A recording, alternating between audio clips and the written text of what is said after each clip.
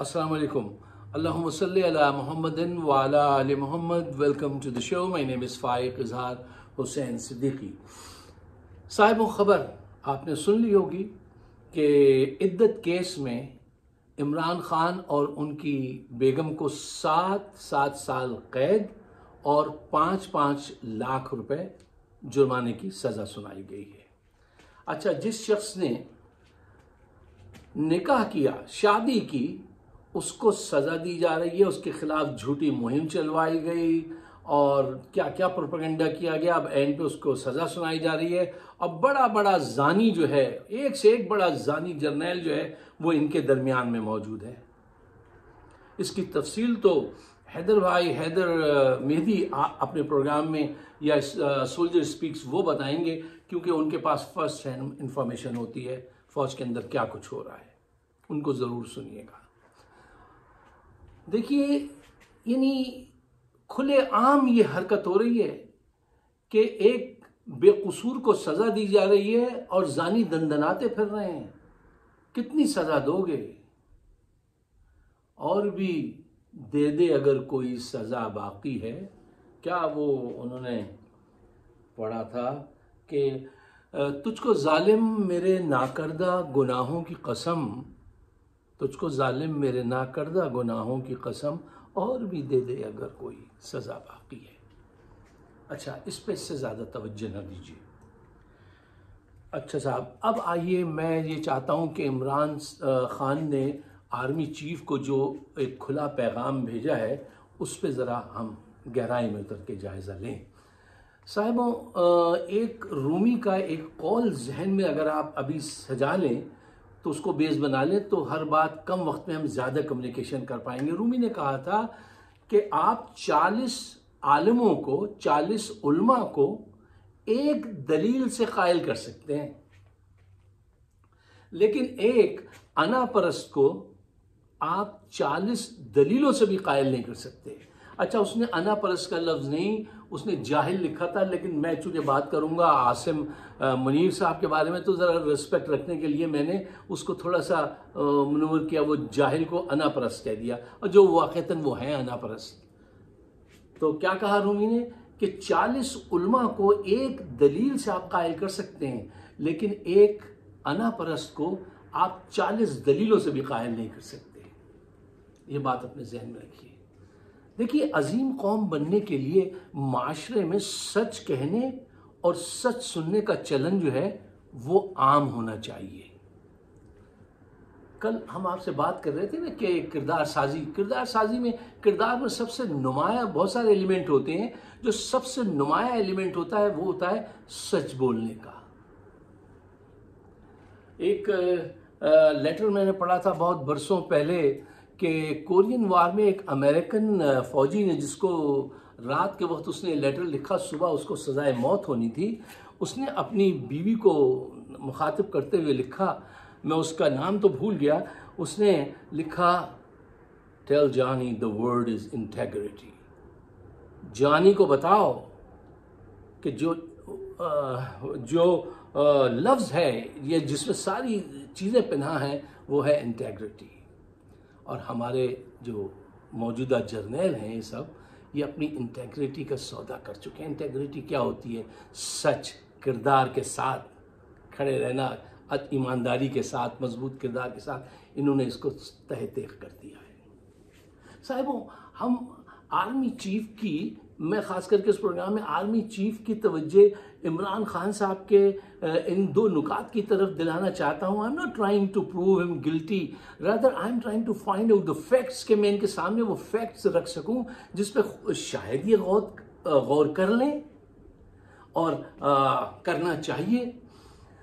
देखिए, इमरान ने 2 बातें इनसे कही हैं, और वो दोनों बातें अगर आप पूरी दुनिया में कहीं पे भी ले जाएं तो वो दे विल अप्रूव इट कि हाँ भाई ये सही इन्होंने कहा है। इमरान ने कहा, देखिए साहब, चीफ आर्मी से कि देखिए 2 चीज़ें हैं। पहली चीज़, एक मुल्क में इंसाफ होना चाहिए, और दूसरी चीज़ सियासी इस्तेहकाम होना चाहिए। इन दोनों चीज़ों के बगैर माशरा आगे नहीं बढ़ेगा। हम मुसलसल नीचे गिर रहे हैं और इनकी नज़रों के सामने इन दोनों चीज़ों का कत्ल हो रहा है। इसकी जिम्मेदारी हम इन पर नहीं तो क्या मोदी जी पे थोपेंगे कि ये जो नाइंसाफी हो रही है, इतने अगवा, इतनी बेईमानी, मोहसिन नकवी को इतनी खुली छूट कि साहब इसको पकड़ लो, उसको नंगा कर दो, उसको मार दो, उसकी बीवी के कपड़े उतार दो। यार ये सब आपके अप्रूवल से ही हो रहा है, आपको सबकी खबर है इन बातों की। ये नहीं कि आपसे जो है ये पिना बातें आपको खबर नहीं है, आपको सब खबर है, लेकिन आप ना इंसाफ कर रहे हैं और ना ही सियासी इस्तेहकाम आप कायम करना चाहते हैं। अच्छा, अब यहाँ पे 2-3 अहम पॉइंट हैं जिनको जल्दी से हम जिक्र करके आगे बढ़ें। देखिए, वो ये है कि पॉइंट नंबर 1, आसिम मुनीर साहब जब ISI के चीफ थे तो बाजवा ने बड़ी चालाकी से इनको वहाँ से निकलवाने में इमरान खान को उसका कंधा यूज़ किया और इनको वहाँ से निकलवाया। इनके दिल में आज भी उसकी गांठ पड़ी हुई है और ये उसका बदला लेना चाहते हैं, ये जहन में रखिए। पॉइंट नंबर 2, देखिए जर्नैलों को ये एहसास हो चला है, इनकी सिक्स सेंस ने इनको बता दिया है कि 75 साल से जो इख्तिदार इनको हासिल था अब वो आहिस्ता आहिस्ता कम होगा। और गलत फहमी ये हो गई है कि इमरान जो है वो इनको आके बिल्कुल पुट डाउन कर देगा, जबकि हकीकत ये है कि इमरान अगर हो पावर में तो वो कोई ना कोई पढ़ा लिखा आदमी है, बोगजी आदमी नहीं है, हाँ जिद्दी आदमी है। वो इनके लिए कोई राहें ऐसी ज़रूर बनाएगा जहां इनके दरमियान में भी मुसर्रत और खुशहाली रहे। अगर यही सफ़र ये नून के साथ करते हैं तो वो इनका बेड़ा गर्क करके छोड़ेंगे हर सूरत। उनको भी पता है कि उनकी भी अब पक्की खबर बनने वाली है। अगर वो इख्तिदार में आ गए तो उनको पता है कि ये लास्ट स्टेशन है, इसके बाद कुछ नहीं है, तो वो इनको बहुत बिल्कुल इनकी पक्की बना के छोड़ेंगे। अच्छा, पॉइंट नंबर 3, देखिए फौज की जो सियासत में मुदाखलत है वो पाकिस्तान की मईशत को भी हर्ट करती है, पाकिस्तान की सियासत को भी, और ख़ुद फौज को हर्ट करती है और बुरी तरीके से हर्ट करती है, जिसकी इनको कोई परवाह नहीं है। देखिए मईशत, इनको शौक़ है आसिम मुनीर साहब को कि ये मईशत बहाल करेंगे। यार ये आपका सब्जेक्ट नहीं है, आपकी कोई नॉलेज नहीं है इस बारे में, आप सही नॉलेजेबल लोगों को हायर तक करने की एबिलिटी नहीं रखते हैं। शौक़ है आपको, जैसे मुझे बड़ा शौक़ था कि मैं जहाज़ उड़ाऊँ। आज मैं चला जाऊँ किसी दोस्त के साथ कहूँ यार ज़रा अपना जहाज़ देना, मैं उड़ाऊँ, तो मैं उड़ा सकता हूँ? नहीं, आप ट्रेन नहीं हैं।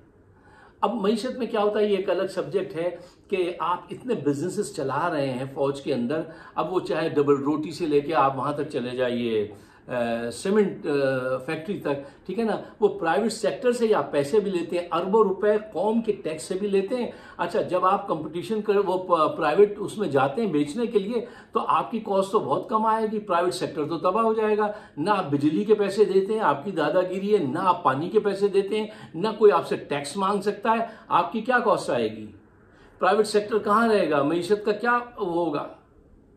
चाइना में भी फौज ये काम करती है इन्वेस्टमेंट का, उन्होंने उसको आहिस्ता आहिस्ता कम कर दिया। क्यों? उन्होंने कहा नहीं, प्रोफेशनल आर्मी रखनी, ये चीज़ें ख़त्म करो। दुनिया में बहुत सारे ममालिक में, अमेरिका में भी है, बहुत सारे लोग जो हैं वो ये फ़ौज में ये काम करते हैं, लेकिन एक लिमिटेड। ये नहीं कि हर चीज़ में आप जो है वो कपड़े से लेके जहाज़ तक, रोड तक, हर जगह जो है वो छाए हुए हैं। और क्या अब मेजर काम ये हो गया और सिपाहियाना वो जो थी वो दूसरी उस पर हो गई। अब हर वक्त जितने बड़े बड़े ओहदों के लोग हैं वो पैसा बनाने के चक्कर में रहते हैं, और रिटायरमेंट के रिटायरमेंट हो तो बहुत ज़्यादा पैसे के साथ हो। अभी हुई है ना, आपने देखा ना कि बाजवा 12 कितने करोड़ या 12 अरब कितने उनके पास से निकले, और इंडिया का आर्मी चीफ हुआ तो उसके पास से सिर्फ 15 या 22 लाख रुपए निकले। यार कुछ तो ख्याल कीजिए। सियासत में आपने इतना बड़ा नुकसान पहुंचाया है कि आपने सियासतदानों के खिलाफ हमेशा ये प्रोपेगेंडा किया कि ये मुल्क दुश्मन है और ये चोर है। चोर तो वो हैं, ये तो मैं मानता हूं। मुल्क दुश्मन वो नहीं है। उनमें से इक्का दुक्का वो होंगे, जैसे आपकी फौज में इक्का दुक्का लोग आज भी मौजूद है, कल भी मौजूद थे, आने वाले वक्त में भी होंगे, जो अपने राज बेचते हैं। बल्कि उनकी तादाद फौज में ज्यादा होगी जितनी सियासतदानों में उनके 2-4 कम होंगे। आपने ये प्रोपेगेंडा करवाया शुरू से, ये अयूब खान ने ये काम शुरू किया था, तो अवाम ने आपकी ये चीज़ खरीद ली थी कि यार ये जो है ये चोर भी हैं और ये मुल्क दुश्मन भी हैं। अब आज ये हुआ है कि कम्युनिकेशन के इस दौर में हम ये आज तक जो समझते आए थे कि फौज बाकिरदार है, ये चोरों से नफरत करती है? अब पता चला नहीं, ये चोरों के साथ मिले हुए हैं, ये चोरों को इख्तिदार दिलाते हैं। इन्होंने खुद इकरार किया है कि हम हुकूमत गिराते हैं, हम हुकूमत बनाते हैं, और उन्हीं की जिनकी हुकूमत गिराई, जिनको चोर कहा और जो थे चोर, उनको फिर दोबारा इख्तिदार में लाना चाहते हैं। वो कौम आपके साथ चलेगी? बेड़ा गर्क कर दिया सारे इंस्टीट्यूशन का। अच्छा साहब,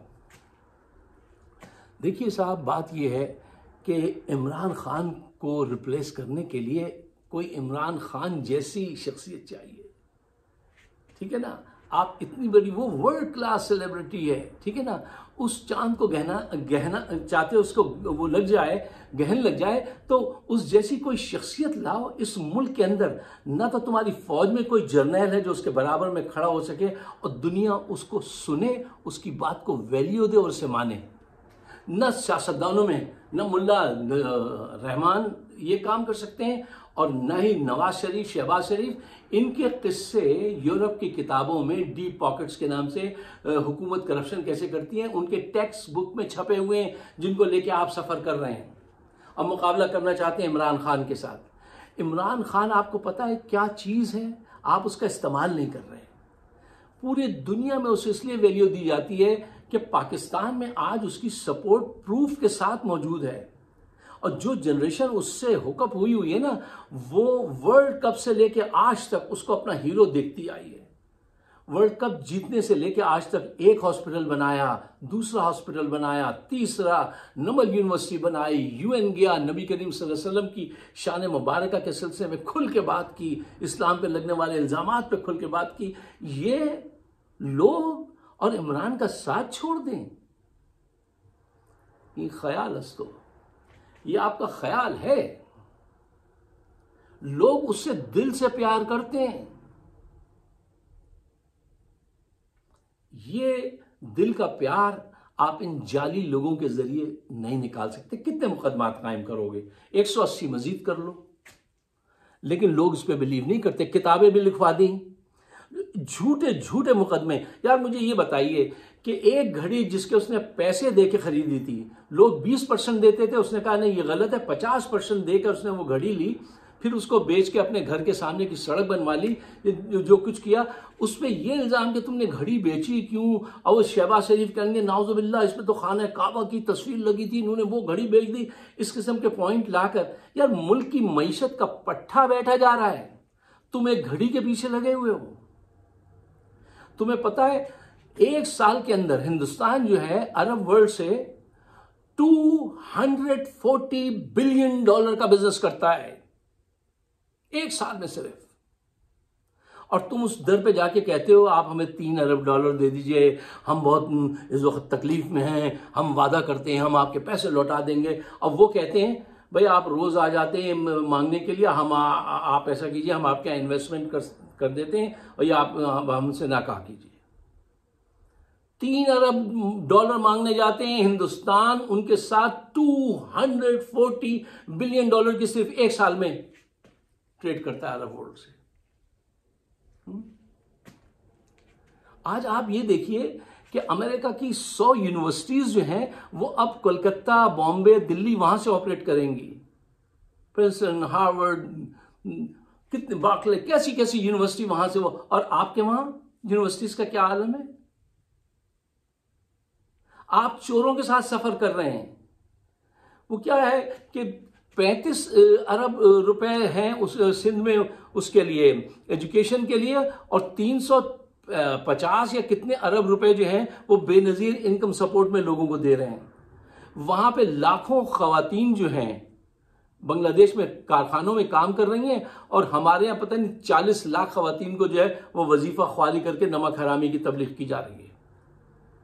वो आदमी है, वो आधा मुंह से गलत बात निकलने वाली है, ये नवाज शरीफ वो हर जगह जाके कह रहा है कि यहाँ एयरपोर्ट बनाऊंगा और वो बनाऊंगा, सड़क बनाऊंगा। यूनिवर्सिटी नहीं बनाओगे, तालीम आम नहीं करोगे। पंजाब में इन्होंने $350 मिलियन खर्च किए थे ऑरेंज ट्रेन पे, और उसी साल इन्होंने एजुकेशन पे सिर्फ इतना बड़ा सूबा, कितनी बड़ी पॉपुलेशन, 50 मिलियन खर्च किया, 350 वहां कर दिए। ये मेरी फिगर आगे पीछे है थोड़ी सी, बहुत ज्यादा नहीं, कुछ इधर उधर है, ठीक है। इतना बड़ा फर्क, तालीम पे इतना सा खर्चा, ट्रेन पे इतना क्यों? वहां से माल बनता है। कौम बेशऊर रहती है, उस पर तवज्जो नहीं है, और ये इनकी पसंद है आसिम मुनीर साहब की।